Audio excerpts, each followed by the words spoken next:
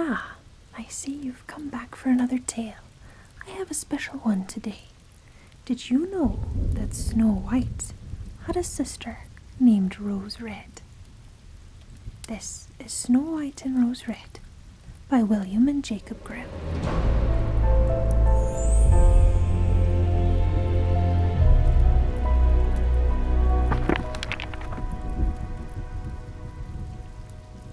There was once a poor widow who lived alone in her hut with her 2 children, who are called Snow White and Rose Red, because they were like the flowers which bloomed on 2 rose bushes which grew before the cottage. But they were 2 as pious, good, industrious, and amiable children as any that were in the world. Only Snow White was more quiet and gentle than Rose Red, for Rose Red would jump and run about the meadows, seeking flowers and catching butterflies, while Snow White sat at home helping her mother to keep house, or reading to her if there were nothing else to do.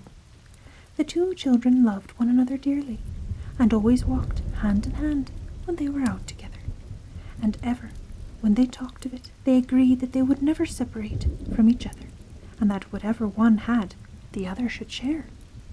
Often they ran deep into the forest and gathered wild berries, but no beast ever harmed them.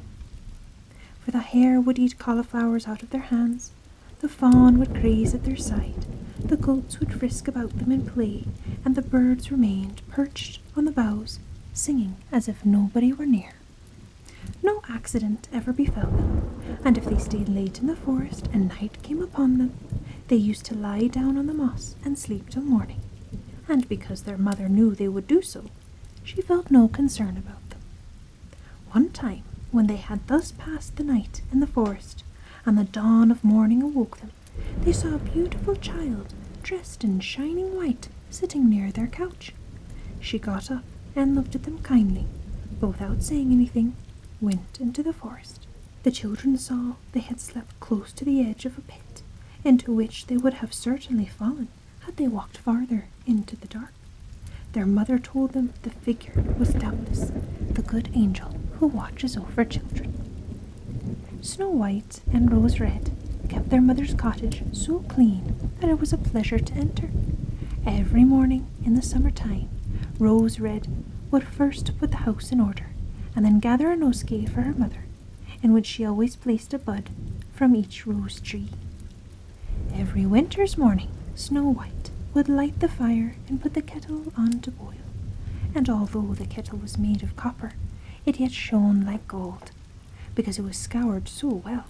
In the evenings, when the flakes of snow were falling, the mother would say, "Go, Snow White, and bolt the door." And then they used to sit down on the hearth, and the mother would put on her spectacles and read out of a great book while her children sat spinning.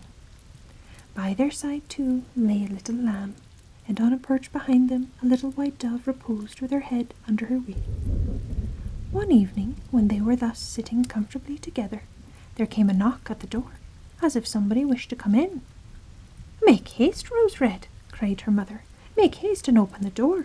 Perhaps there is some traveller outside who needs shelter." So Rose Red went and drew the bolt and opened the door, expecting to see some poor man outside, but instead a great fat bear poked his black head in.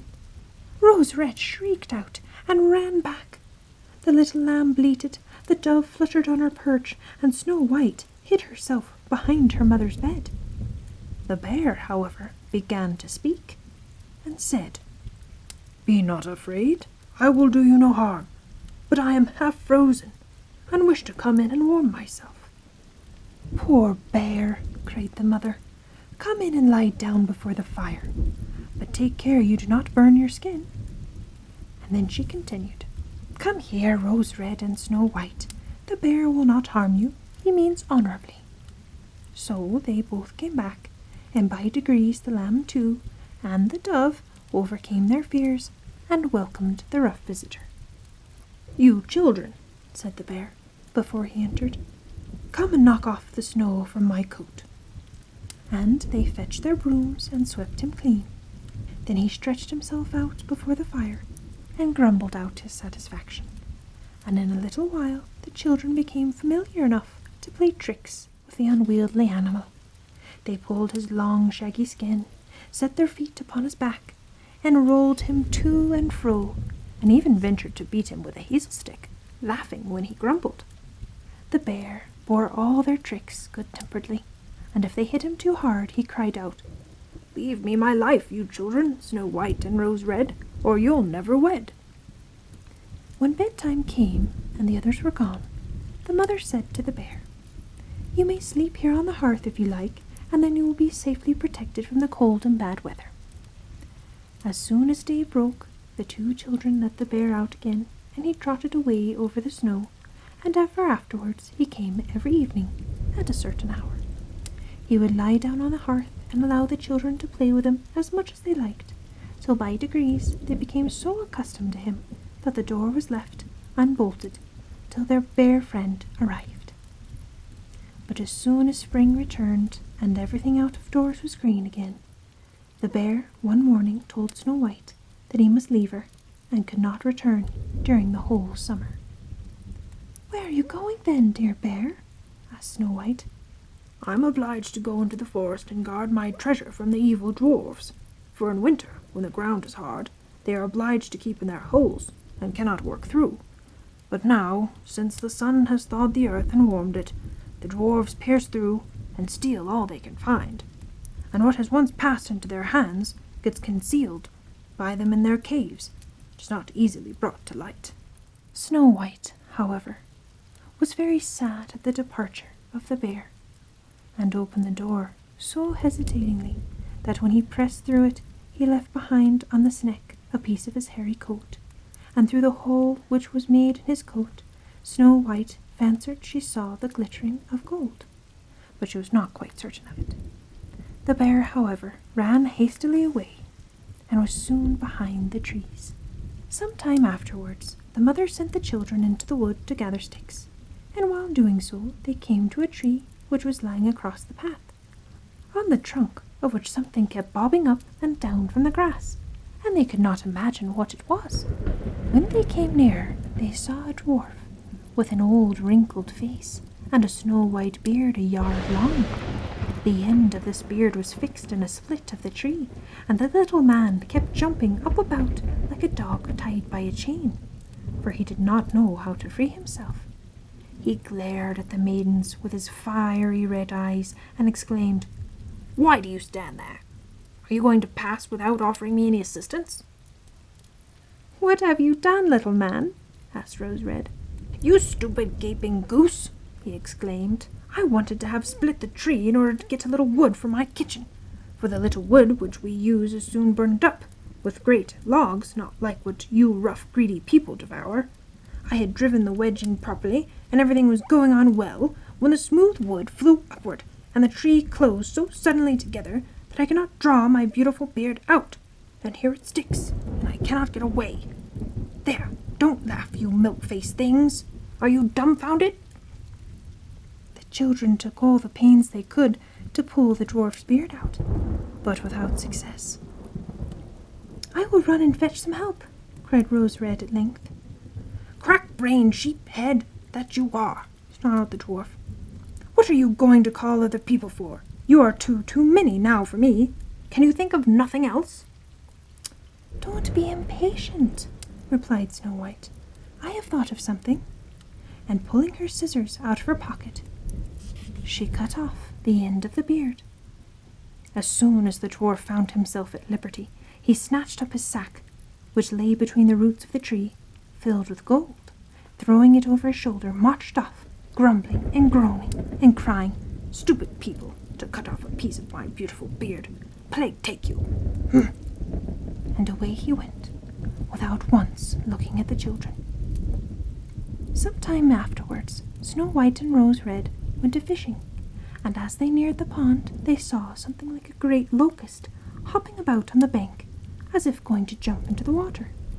They ran up and recognized the dwarf. "What are you after?" asked Rose Red. "You will fall into the water." "I'm not quite such a simpleton as that," replied the dwarf. "But do you not see this fish will pull me in?"